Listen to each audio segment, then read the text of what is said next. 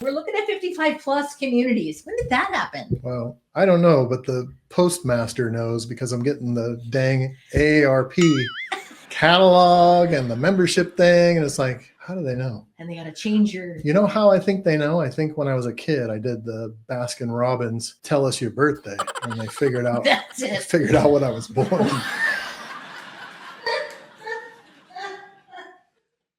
Hey there, we are back this week to talk about a neighborhood called Carnes Crossroads. So this is in the Summerville, Charleston, Goose Creek, depending on where you look, area. And we are going to give you the ins and outs. We've done an open house there. We have seen new construction there. And let me tell you, if the amenity center is any indication of where this tract is going, resort style living is within your reach. So we're going to give you either a video walkthrough if you're watching this on YouTube, or a talk through if you're listening to this on the podcast.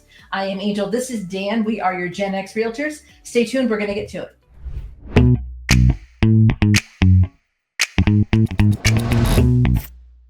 Hey there. Welcome back. So we are your Gen X Realtors, as you have seen, and we are here to show you all of the cool things about living in the Charleston area. And before we get into this description of the neighborhood, Agrihood community of Carnes Crossroads, do not leave us, because Daniel likes to hit us with some Gen X fun facts. I don't know what they are. 9 times out of 10, I have no idea. So he hits us with some fun stuff from back in the day. And it's just kind of like, oh, yeah, we were cool. We still are. Well, one reason is I want to see if you had a similar experience, because I grew up in Illinois and she grew up in California. Yeah.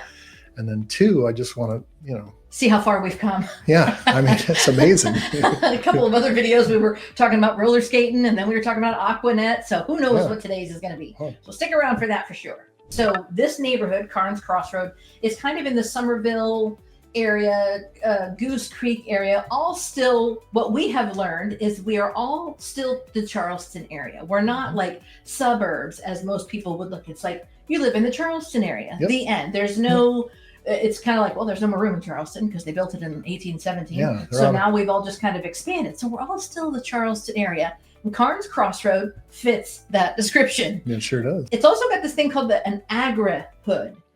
Right. Tell me what that is, Yeah. because I don't know. So they developed the community with the idea that they would have like businesses, amenities on site. And one of the things that they kind of leverage there is a farm, like a working farm. So not only will you be able to get like fresh produce as a member of that community, but you can have your kids learn how to plant things and grow things. And nice. Yeah, it's pretty amazing. And they've hired a guy that's going to be like overseeing the whole thing. Like the head farmer. Like a farmer, yeah.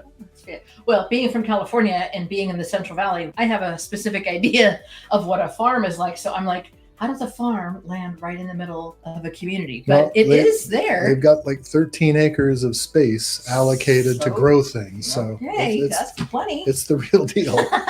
Yeah. The thing about Carnes Crossroad, Carnes isn't really a builder, because right now the last 2/3 of the community is being built by Lennar, but the front third was different builders. Yeah. We sat an open house there a few weeks ago, and our builder was not the same builder of the house next door or the house across the street. So depending on which phase you bought in that front half of the community would be your builder, right? Yeah. All right, now let's talk about where they are now in the development of that community. So like we said, it started in 2013. Mm-hmm. The first phase had the different builders. Now the back 2/3, I guess, and it's still growing like mad, is Lennar. Those are Lennar builds, and there are a ton of them. Holy mackerel. Well, it's all anchored around this amenity center that's just, it's like you've gone out to a resort in the Bahamas or something. The pictures that they show and just the scale of it all. It's just... Like when we were there, we couldn't even get close to it because they hadn't developed the parking lot.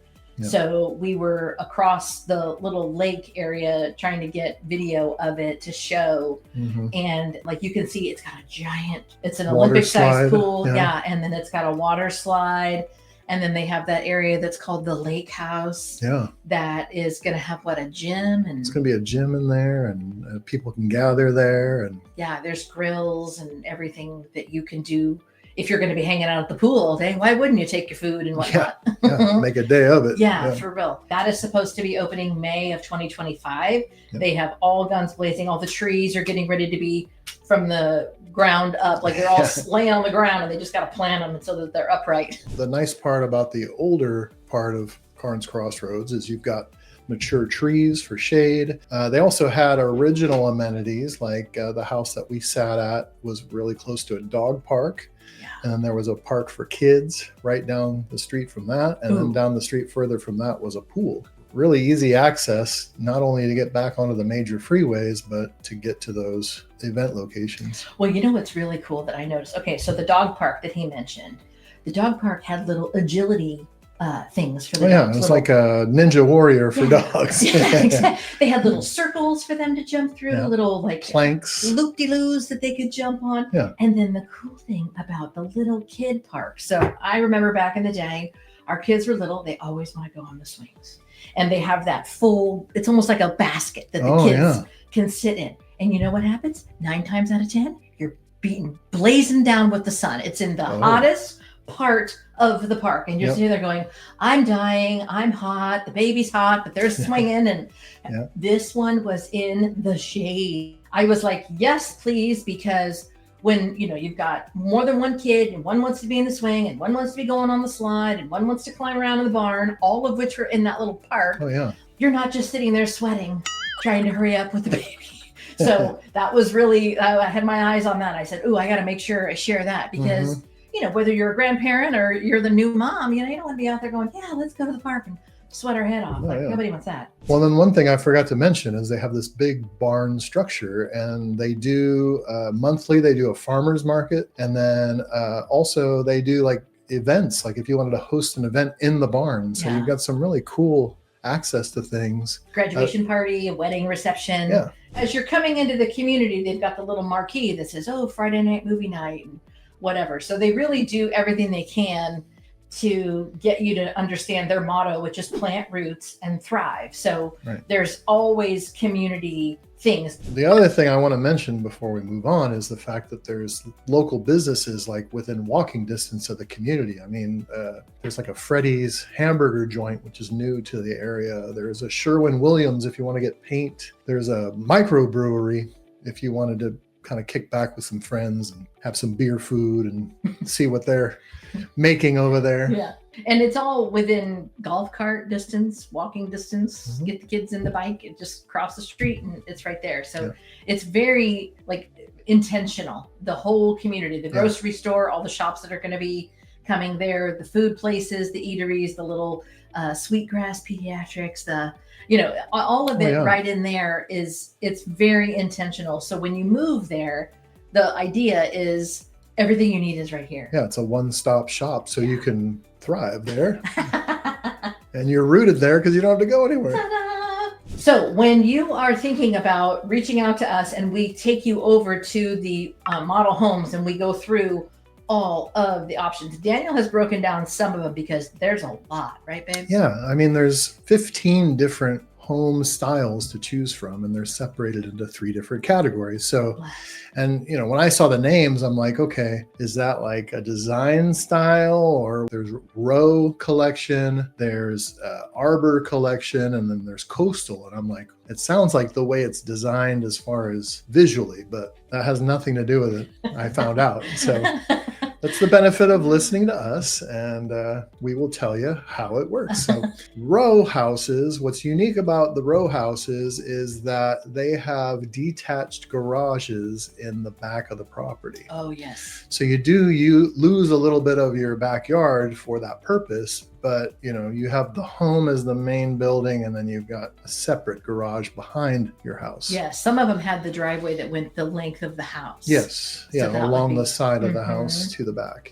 Yeah. And then you have arbor and coastal. Now the main difference between arbor and coastal is the fact that the coastal ones tend to be larger floor plans and tend to be larger lots. So that's what you're getting between the arbor and the coastal. We were on a cul-de-sac area where there was maybe 4 or 5 different homes, and one of them had that detached garage. And then on top of the detached garage, they had the ADU on top of it. If you're unfamiliar, ADU is accessory dwelling unit, so that you could have the apartment, whether it be for an Airbnb or for an older child or for just another hangout space at your house. But that whole ADU was up above the garage. It was already one of the larger homes on the larger lot. So you're just like so much room for your entire family and then some, and guests and absolutely good gravy. As far as the row collection, none of those were single story. They were all 2-story. Oh, okay. That makes when sense. you get into the arbor or the coastal, there is a 1-story option for both. So you do have that available to you. The other thing that's good about these builds is that every build, whether it's the row or the arbor or the coastal, they all have options where you can have a master downstairs. Now, us as Gen Xers, a lot of folks in our age group that are shopping for homes, they're like, I need my master downstairs because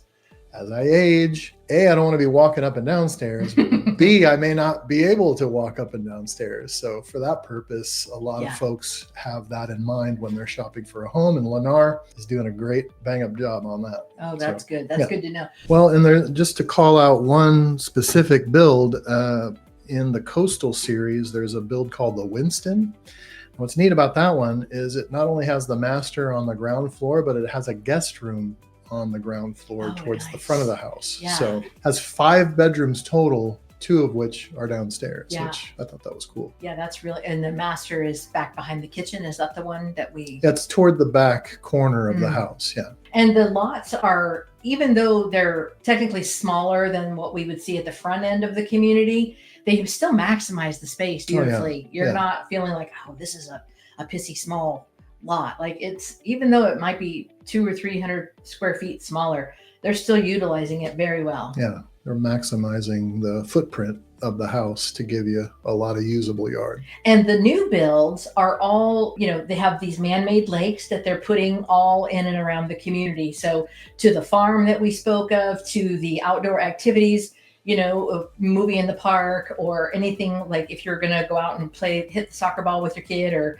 have a catch, there's little areas of green grass or, you know, open fields for you to just be able to just do that. Yeah. You don't have to decide, oh, this is where we play baseball and this is where we hit the soccer ball. Like, it's just green grass. Just go nuts and do whatever you're going to do. Yeah. And speaking of kids, another nice thing about the Lennar builds is they're closer in proximity to some local schools that are in the area. Again, you know, a golf cart ride, a short drive, or maybe even a walk or a bicycle ride to get to school. I think it's a good time for a Gen X fun fact.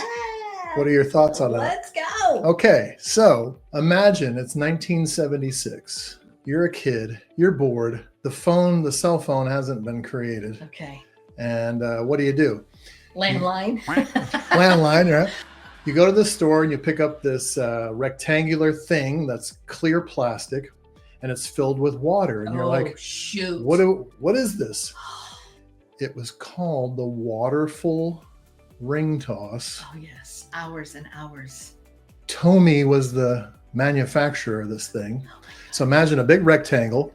It has 2 posts in the middle of this acrylic thing filled with water. I can see it now. And then at the bottom, you've got all these different multicolored rings. There's green rings, red rings, yellow rings.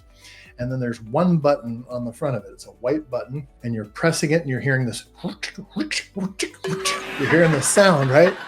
And what's happening is this little button is shooting water up toward the posts, and these rings are like flying around because they don't float, but you give them a little bit of boost, a little bit of shot of water, and you're trying to get them on top of the posts. Oh my gosh. And sometimes you do it by color. Like, I want to see if I can get all the yellow ones on this post and all the green ones on this post. Yes. You remember that? Yes. Okay. 100%. Yes. And then they had ones that were like basketball hoops, and they had ones that had balls in them, and just, you know, hours. They went crazy with that. It was that, and then the first, you know, because we were the first generation that were gamers, really. Besides that game was that football game. And you'd be like trying to get a home run or a touchdown. Touchdown. Wrong sport. You'd be like hitting the little arrow, and then and you scored. Yeah. Hours, hours and hours. But that one, for some reason, I remember that one on car rides. Oh yeah, like, you could take it anywhere. Oh my You could be in the doctor's office. It was fun. Yeah. And what was it called? Waterful ring toss. And you could still, I don't remember it being called that at all. you could still buy them. I bet. And they're probably just this small, right? Well, they make It felt like it was giant. It was big, and they make them all different sizes. Yeah. You can order them on Amazon. That's awesome. Relive our youth. Oh, we should get some. Put it in our guest room or something. Here you go. Oh, yeah. Quick, quick, quick, quick. What's that noise in the guest room? Oh, don't worry about it. There's our Gen X fun fact. Isn't that cool? I love it when he puts those together. And can you believe it? Our generation, we're looking at 55 plus communities. When did that happen? Well, I don't know, but the postmaster knows because I'm getting the dang AARP catalog and the membership thing. And it's like, how do they know? And they got to change your... You know how I think they know? I think when I was a kid, I did the Baskin Robbins tell us your birthday, and they figured out, That's it. figured out when I was born. Or they probably got it when we were filling out the Columbia House paperwork for our 17 CDs for a penny. You just had to pay shipping. And you just had to pay shipping. And that was when we just gave all our information away willy-nilly. We didn't have any worries about security. What's fraud? We don't even know what that is. It just, here's my address. It's in the white pages. Come find me. Yeah. It's fine. Yeah. Anyway, 55 plus, back to land that plane, 55 plus is coming to Carnes Crossroads. We believe it's going to be gated. We're not 100% on that, but it will be a gated community at the back. It will probably have its own kid-free pool. Oh yeah, golf cart. If I'm living in a 55 plus, I don't want to get splashed unless I'm volunteering to get splashed. But if I'm doing my water aerobics, I'm going to be out there. Yes. You get me? Saving my joints. Anyway, we would love to hear from you. As we said, our information is in the description below, and we look forward to seeing you next week. Don't forget to watch this video about why we think our generation needs to be in this Charleston area. Yes, it's amazing. It's amazing. We'll see you next week. All right, see ya.